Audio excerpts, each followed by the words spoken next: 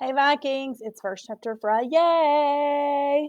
And today we're going to read Caterpillar Summer. And this is a book that Miss Lumley saw in the library and thought it was going to be great. And then one of the students picked it up and checked it out, and she had it for like 2 weeks. And so she brought it back, and there's already another kid who wants to read it. And so it's a fabulous book. I hope you guys will come check it out. It's in the realistic fiction section. Caterpillar Summer by Gillian McDunn. I love the illustration on the front. They're at the beach. Little boy's holding a shark. Little girl has a fishing pole. Love it. Part 1.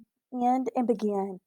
You and me and you will always be better. Caterpillar and Chicken. The great bubblegum pancake. And there's the illustration.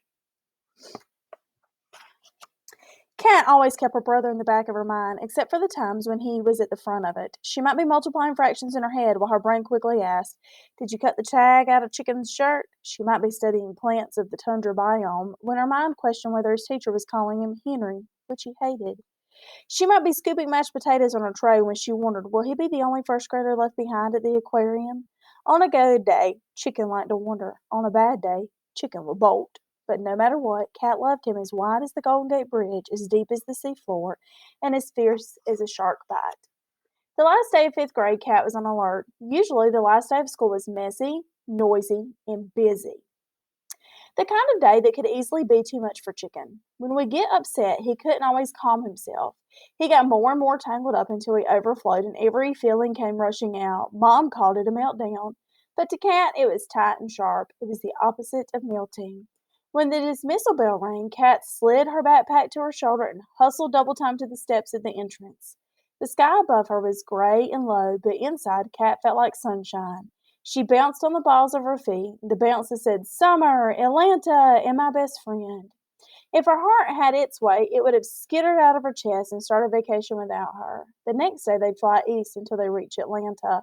Mom would teach a 3-week college class, and Cat and Chicken would tag along to see the Kirschmers, who moved to Georgia last summer. It had been a year, but Cat still missed going to Rishi's house to play, do homework, and eat dosies. But even from thousands of miles away, he was still her best friend. Plus, Mom promised that they would have a real vacation when she wasn't teaching. It would be the first Cat could remember since it was just the three of them. A stream of kids poured into the sidewalk, and Cat stepped to the side, elbowing boys and twirling kindergartners. "Hey, Cat!" said the voice behind her. And Cat turned, expecting to see her brother, but instead it was Poppy, the nicest girl in fifth grade. Her cheeks dimpled when she smiled, and that moment she was dimpling at Cat.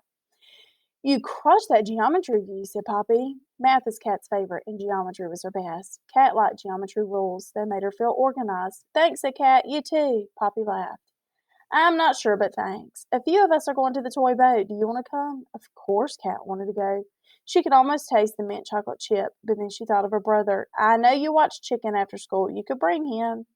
It would never work. He'd wiggle right out of his seat. He'd drip ice cream on the table, and he'd drip ice cream into Poppy.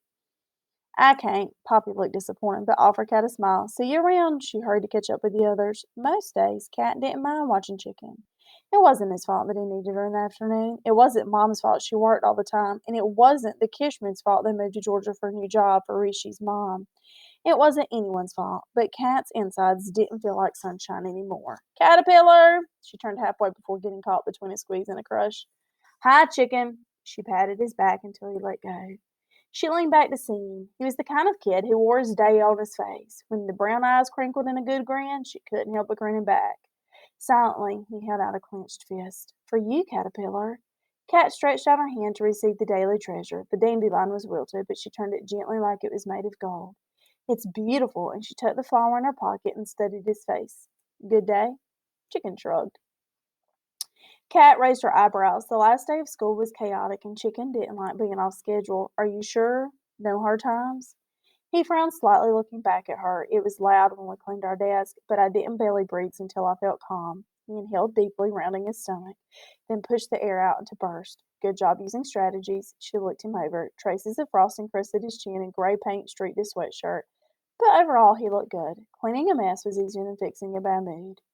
Down the steps we galloped, art projects and worksheets flying from his backpack like a paper tornado. Cat sighed. Even if he had managed the school day, he still needed her for some things. "Hold on.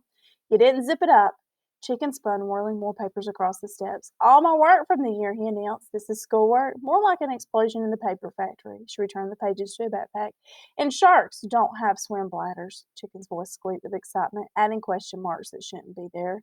Sharks were Chicken's favorite, a surprising choice for a boy who is as sweet as marshmallows. Chicken was still talking, but sharks have oil in their liver, which makes them float. Listening to Chicken talk about sharks made Cat think about a specific shark, a shark they needed every night at bedtime. She rummaged in his backpack, reaching past crumpled papers until her fingers felt the edges of a plastic fin. Whew, all set, she said. Chicken stopped his shark chatter and turned to see her. Since I had a good day and used my strategies, can we celebrate? What kind of celebration? And she thought of Poppy. Ice cream? At Toy Boat?